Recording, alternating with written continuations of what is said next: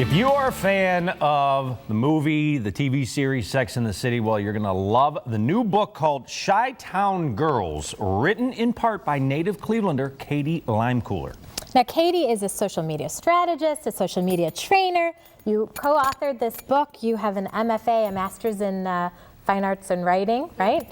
And you've been living in Chicago, and that kind of helped to inspire this book. So welcome. We've got a young phenom here. That was a long intro. We're done with the interview. Go buy the book. No. I was just really impressed with everything she's done already. Do you mind me asking, are you like in your 20s? Yeah. She's only in her 20s, and she's done all that already.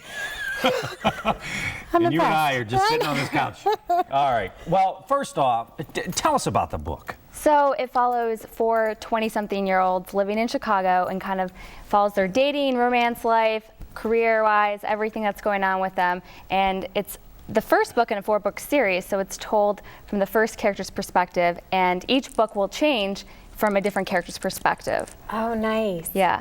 Wonderful. Now, you are from Cleveland. Yes. And you actually moved to Chicago. So how much of your own life is in this story? A good amount. I think it's based on, my life, my friends' lives, those dating horror stories that you hear, like everyone has them. So I think it's kind of a combination of all these unbelievable, funny, hilarious stories in one book. So so did that make it easier to be more relatable to people out there, because you are actually taking your own experiences and putting them in this book as opposed to trying to make some fantasy up? I think it's going to be relatable to a lot of people out there. Absolutely, because we kind of wanted people to be able to pick up this book and be like, oh, this is like my best friend that I want to drink a glass of wine with. So it's, it has a lot of stories from people young and older. So I think it can be for college students, older people, and high school students. So it's really interesting for all ages. Now, you said high school students, so this is not necessarily the raunchy Sex and the City rated R rating that it No, it isn't. So it's not too raunchy. Good. It's a little PG-13. Okay, Shucks. good. No. Now, 4 authors. Was it difficult to write this book with 3 other people? Yeah, so it was fun, but it made it much more enjoyable to have co-authors, because we each are writing one book from a different character's perspective, and then we collaborate and outline each book together, and it's much easier having multiple people contribute to an idea than you have one and say, oh, what can I do with this? How do I go with this way? And it's like you have to follow an outline and have to follow the story, so it's actually been more fun. It's like working with your best friends. Now, getting into writing, you've obviously been doing this and studying it.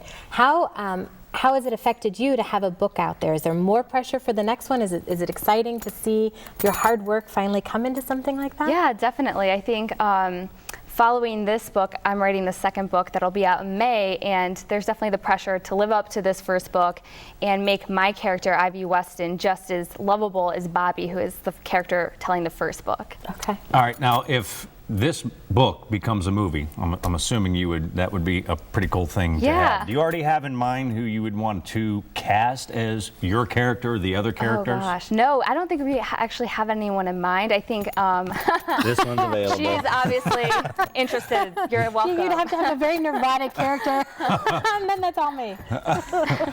Yeah, so I don't think we really know. We also have thought of a TV series would be great too, kind of like Gossip Girl has that kind of same fan base as well. Now, this book is getting a lot of buzz. Why do you think it is? Because of the comparisons to Sex and the City? Yeah, I think, after Sex and the City ended, there was that huge gap that was left, and there wasn't like anyone in that audience having books and movies kind of tailored towards them. That's why the series, went on for so long movie-wise. They kept making sequels and stuff because of that.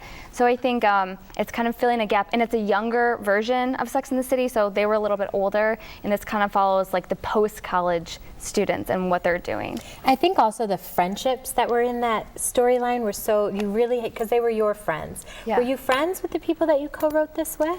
We kind of weren't at the beginning, but now we are. Oh, so good. I think that's how we initially bonded, was like, oh, I like your shoe color. Oh, you had this horrible story. I can relate. I had a bad relationship. So everyone's been in those moments, and that I think is the core of the book, is those bonding moments between women.